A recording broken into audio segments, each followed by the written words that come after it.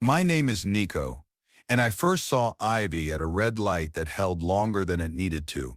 Hagatinia in 2015 had a way of stretching seconds thin until they hummed like the island itself was telling you to wait, because something was coming you wouldn't know how to carry. She stepped onto the bus just after sunrise in July. The air smelled of gasoline, papaya, and the faint tang of salt carried from the harbor. Her hair caught the light like strands of honey, loosely braided at the nape of her neck, a strand falling into her eyes that she brushed away absent-mindedly. She moved with a quiet certainty, the kind that lets someone step into chaos without being swallowed by it. I drive the 10A bus, the line threading from Tamuning through Shilan Pago into the wrinkled hills where mangoes drop onto asphalt like bruised stars. My life is measured in loops, in stops, and the rhythm of passengers who come and go, leaving fragments behind. Small talk cut short, stories half told, laughter tucked into corners where no one notices. They all become part of you, whether you like it or not. 10A, Ivy asked, brushing hair from her face. Depends where you're going, I said. Then this is it. She pressed exact change into the fare box. Her voice carried a calm clarity, moving through noise without being swallowed by it. She sat sideways in the front seat, eyes wide on the passing world as if she couldn't risk missing a single detail. The stray dog chasing a rooster, both overtaken by an old woman in slippers. Ivy laughed softly at the chaos, and something about that laugh made the bus feel lighter, like it had just exhaled. From that moment, mornings began with her presence, and nights ended with the echo of her voice. The route, once mechanical, became a map traced around her silhouette. I found myself noticing small things, the way she smoothed her hands over the seat back when she leaned forward, how her eyes followed shadows on walls, the faint smell of sunscreen mixed with something warm like sun-warmed flowers. We didn't flirt the way movies teach you. We gathered moments instead. A pen she lent me stayed tucked behind my ear long after I should have returned it. I told her about the 6-car pileup on Marine Corps Drive when the rain turned the radio into static. She told me about mistakes that reshaped her sense of pride. We never touched, but I remembered her hands, the way they moved when she was certain of nothing but kindness. Some mornings I'd catch her watching the sunrise with her eyes closed, as if the light itself was a language she could read. Other times she'd hum a song I didn't know, small and private, while the bus rattled under the weight of life and mangoes.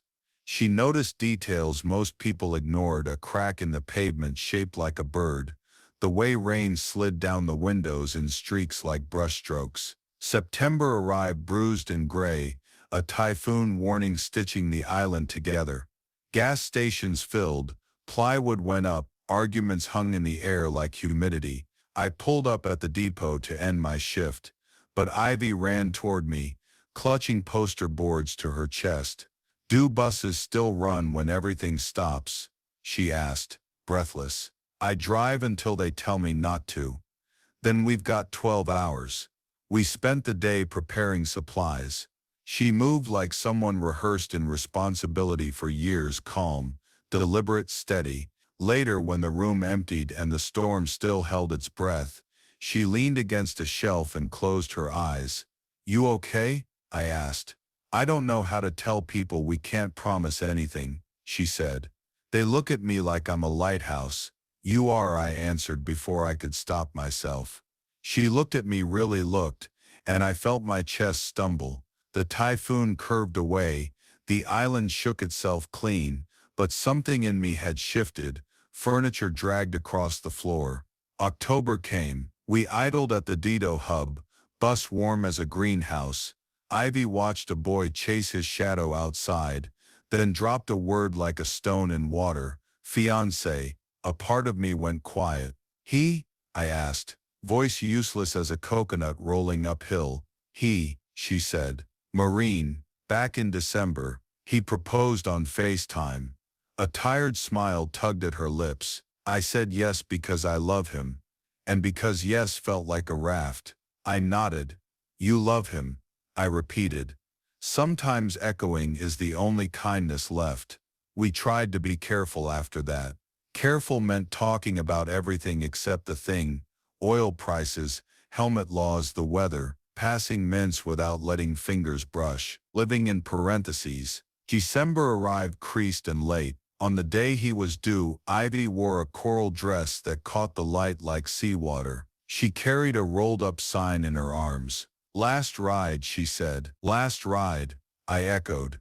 At the base entrance, flags stiff in the breeze, he appeared, tall, sharp, sun clinging to him as if drawn with a firmer hand. She stood before I stopped, breaking her own rules, and the doors sighed open. She flew into him. He lifted her, laughing as if they had finally reached the punchline of a long, quiet joke.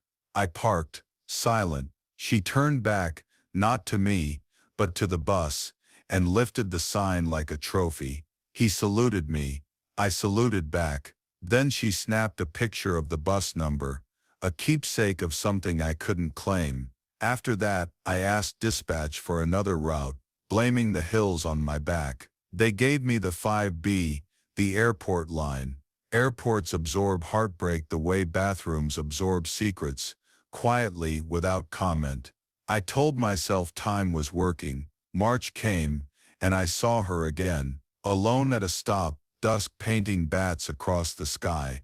My sign said not in service, but I pulled over. "Need a ride?" I called. "I always need rides," she said, smiling like surrender. She told me she had an offer in California. Better pay, more structure, less weather. "Will you go?" I asked. I thought I'd feel a thunderclap, yes or no. It's just drizzle. Any choice I make will be one step, and then the next. We rode in silence, neon smearing the windows. I pulled off route at Two Lovers Point, where cliffs meet sea and stories end in leaps. The salt wind carried the smell of the ocean, and something faintly floral, her perfume, her presence. We stood side by side. "If I stay, it's not for you," she said. "If I go, it's not to leave you." "I know," I said. "Either way, I've got routes." She laughed then, without thinking, took my hand. "Not fireworks, not fate, just proof of warmth." Then we let go. A week later, word trickled through. She had left quietly. No goodbye, no scene, just absence, like the tide sliding back without announcing itself. Sometimes I picture her in a city where buses are cold and punctual, where rain is polite and predictable. I imagine her in a crowded kitchen, tasting a recipe for the first time, laughing at her own clumsy attempt to hold a knife. Maybe her husband learns the rhythm of her days. Maybe she misses the way our storms arrive, without manners. And me? I drive. The bus sighs, mangoes thump to the ground like punctuation, elders shuffle aboard with news about grandchildren. Life keeps its rhythm. Some nights when my route swings near Two Lovers Point, I glance up and think about rope refusal, and how the air holds you only long enough to trick you into thinking it's kindness, and not physics. Then I look forward again, hands steady on the wheel, brake, gas, brake, the ordinary dance of those who stay. If there's an ending, it isn't a leap, it's this. I kept the teal ribbon tied above my seat. When it frays, I'll tie a new one. Red, gold, whatever color comes to hand. Someone will ask what it's for, and I'll say, patience, listening, humility. The bus will sigh, will roll on, and somewhere far away, Ivy will glance at a clock, take a breath, and choose again.